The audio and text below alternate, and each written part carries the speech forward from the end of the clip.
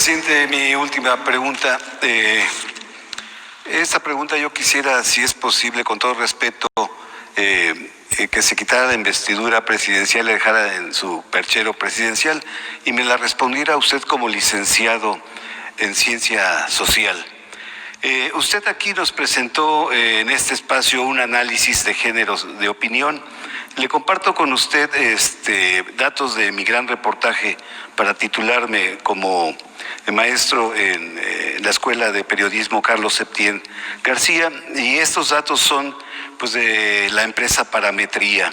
Ella señala que pues hay una gran crisis de confianza en los medios tradicionales, señala que el 17% de los encuestados confían en la televisión, 19% confían en la radio y 21% confía en los periódicos.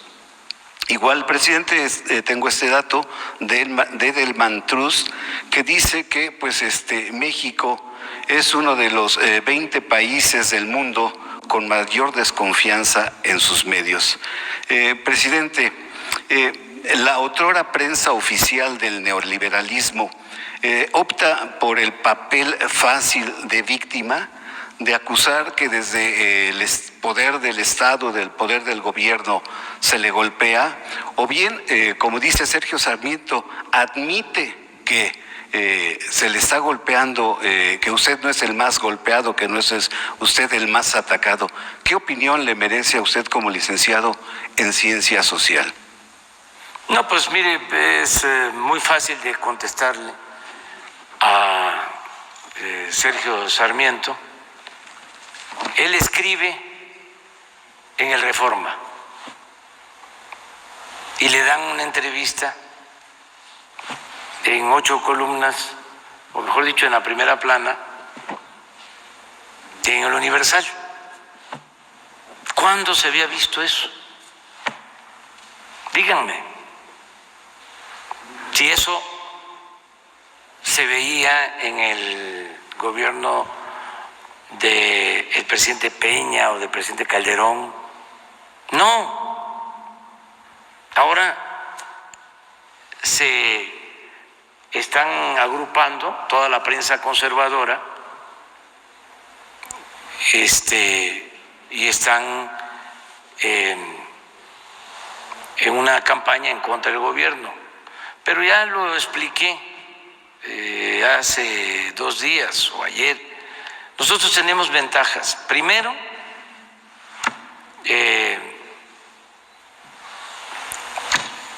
el apoyo del pueblo, que se construye ese apoyo, siendo leal al pueblo, beneficiando al pueblo.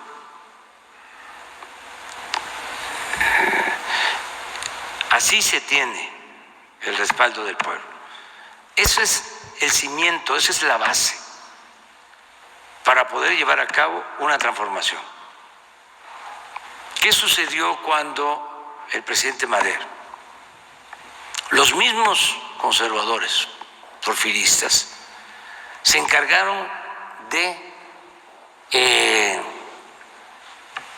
alejarlo del pueblo. Él tenía todas las simpatías del pueblo. Cuando entra aquí a la ciudad triunfante, ya que Porfirio Díaz había emprendido su exilio, ya había salido de Veracruz hacia Francia. La entrada de Madero fue triunfal, como cuando regresó del norte Benito Juárez, luego de haber expulsado a los extranjeros y de haber restaurado la República. Esas 2 entradas a la Ciudad de México, la de Juárez y la de Madero, han sido grandiosas. Son momentos estelares de la vida pública del país. Bueno, de inicio, Madero tiene todo ese apoyo popular y la labor de Zappa, de los porfiristas, fue el alejarlo del pueblo. Y fue muy claro cómo interfirieron para que no se diera la alianza entre el zapatismo y el presidente Madero. Zapata lo reconocía, convivían. Una vez le escribió Madero invitando a Zapata a que lo acompañara a los baños termales en Tehuacán,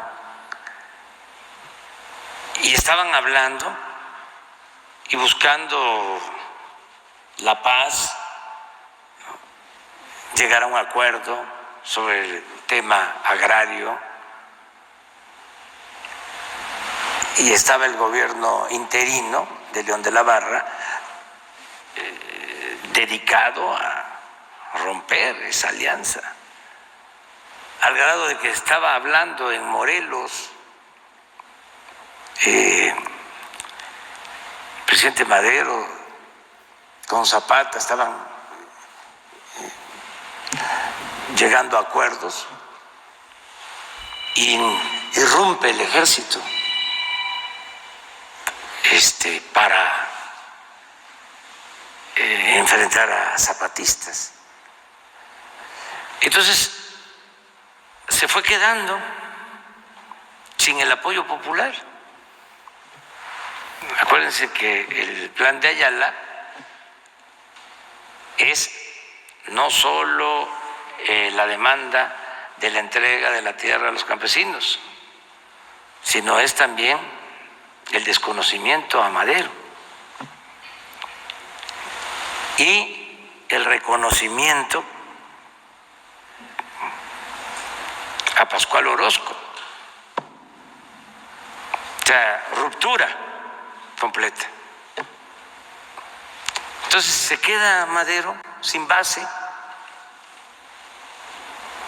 y lo atrapan los antiguos militares porfiristas,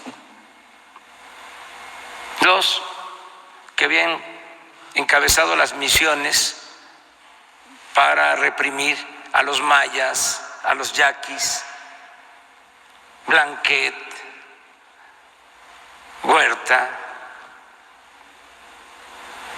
el mismo Bernardo Reyes. Entonces, lo rodean y lo traicionan. En ese entonces, la prensa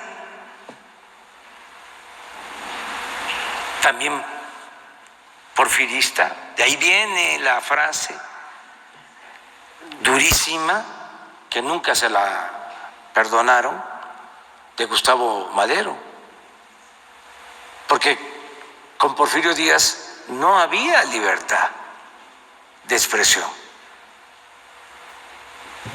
Bueno, tan no había que los Flores Magón tuvieron que hacer el periodismo desde Estados Unidos.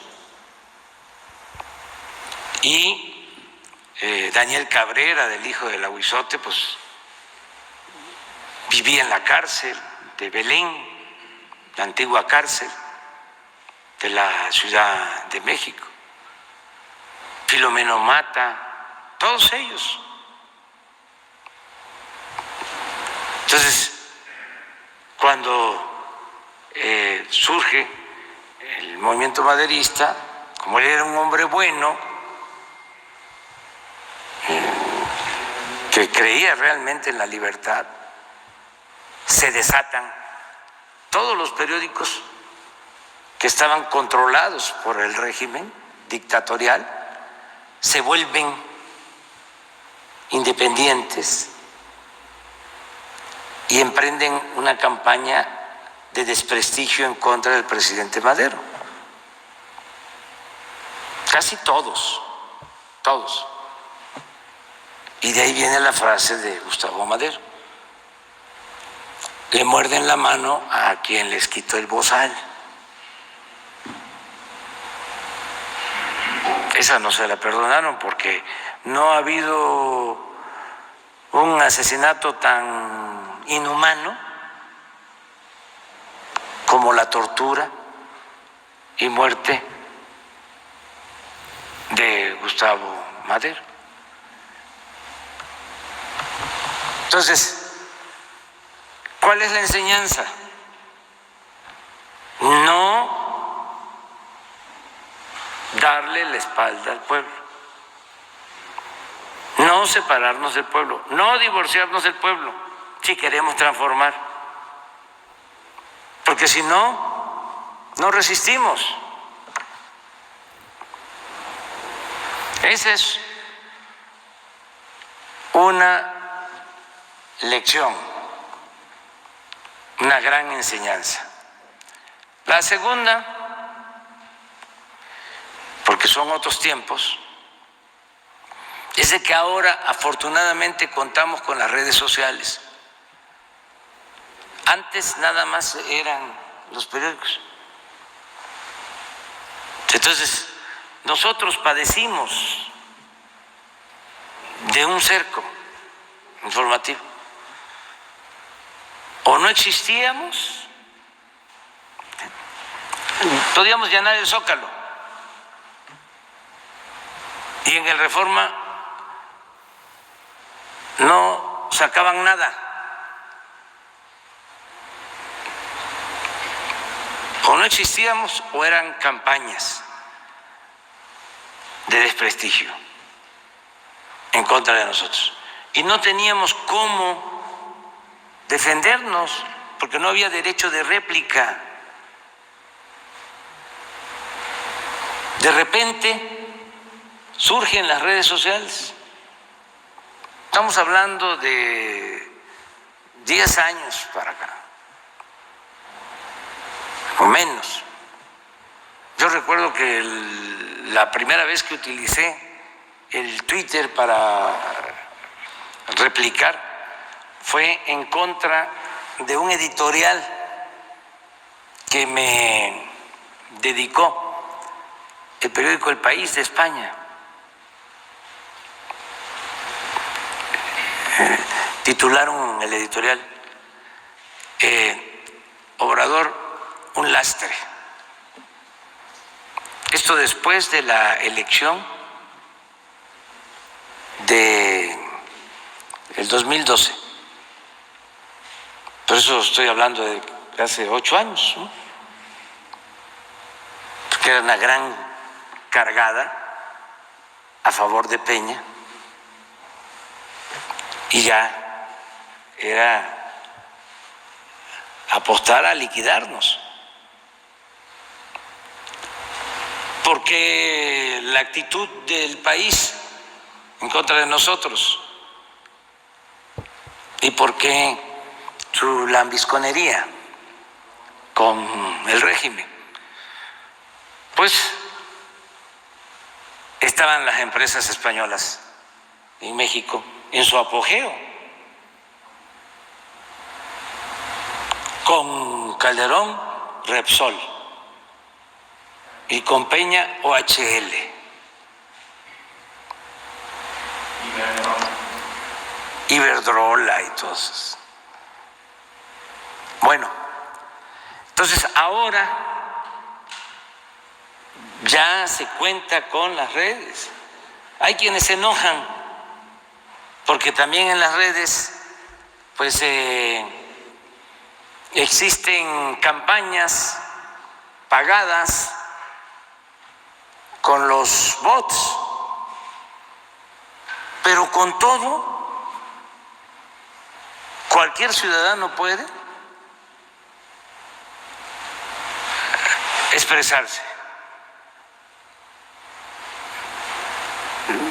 Cada ciudadano es un medio de comunicación. ese fue el cambio más importante.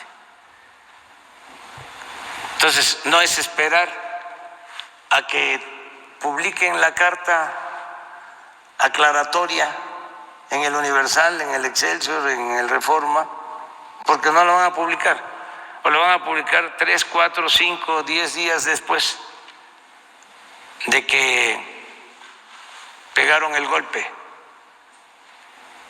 con la máxima de que la calumnia cuando no mancha tizna. Entonces, ahora existen las redes sociales. Y también les puedo decir, quedamos de que la investidura la ponía yo a un lado, ¿no? Estamos hablando de un asunto importantísimo que tiene que ver con el análisis y la reflexión sobre los medios. Bueno, en el caso de las redes es distinto el Twitter que el Face. En lo que a nosotros corresponde, el Face es más abierto y tiene una explicación. El Face es más popular. Sí. El Twitter tiene que ver más con clase media hacia arriba. El Facebook es para mayor población. Lo segundo es de que por las características de nuestro gobierno, el apoyo lo tenemos con el pueblo. Entonces, por eso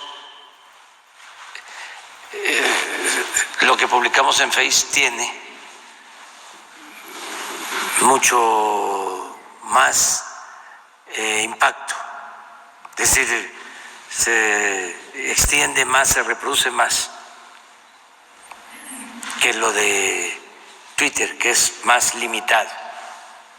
Y luego hay otra cosa que lo debería de ver Twitter. Me refiero desde luego a Twitter México, porque no creo que sea así mundialmente. Aquí, en el caso del Twitter, es donde hay más manipulación con los bots. En Face no pasa eso.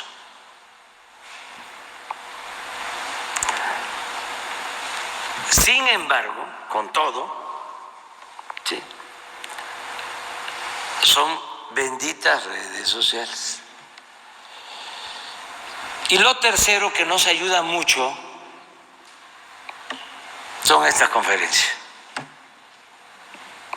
Imagínense si el presidente Madero hubiese podido tener la oportunidad, si hubiese contado con esta forma de comunicación. Él, que era tan inteligente, un hombre culto, convincente, bueno,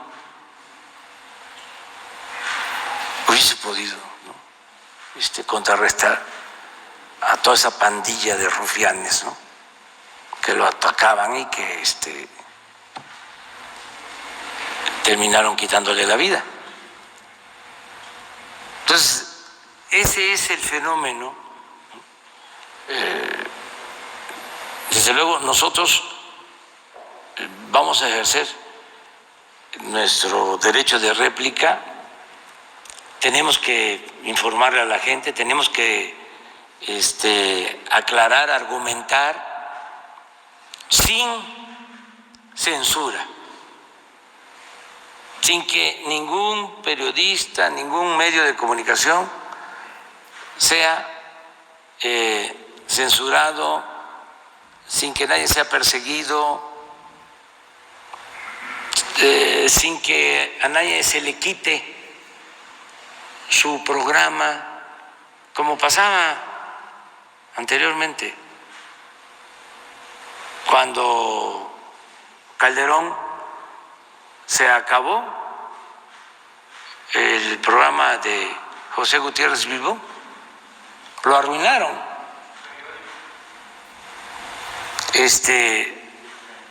Con el presidente Peña, pues fue lo de Carmen Aristegui y muchos casos más.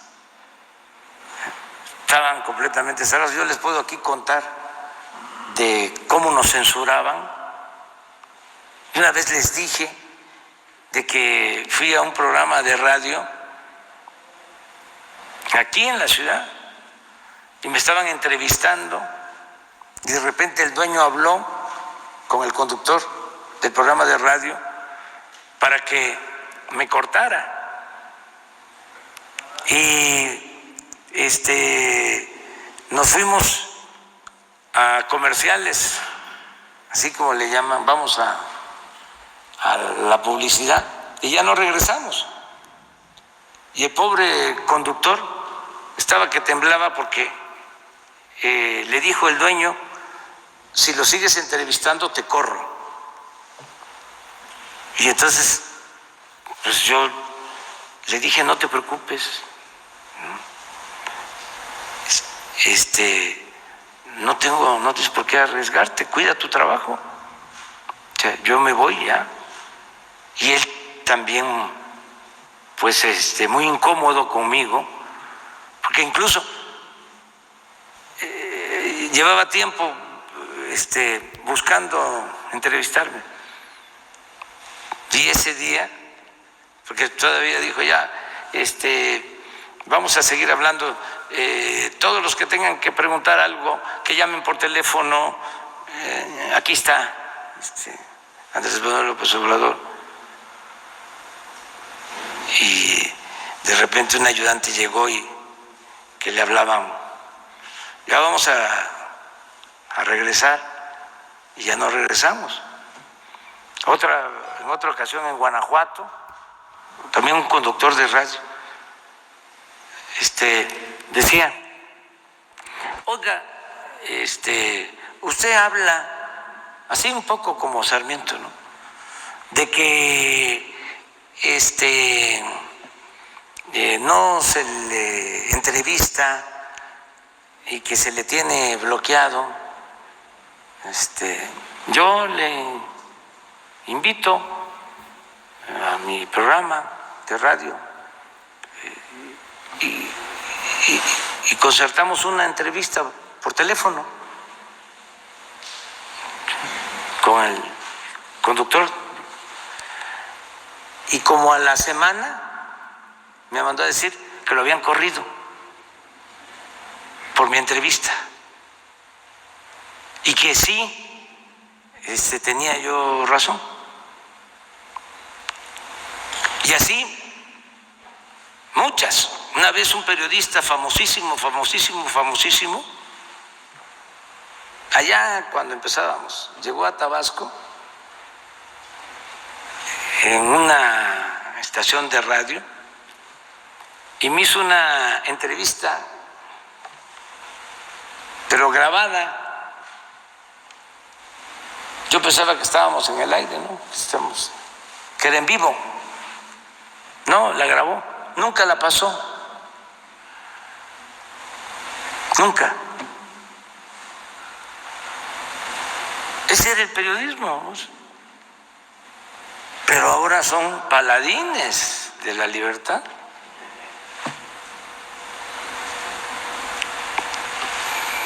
Por eso tenemos que ejercer nuestro derecho de réplica y al mismo tiempo garantizar el derecho a disentir y no limitar la libertad de expresión, a nadie.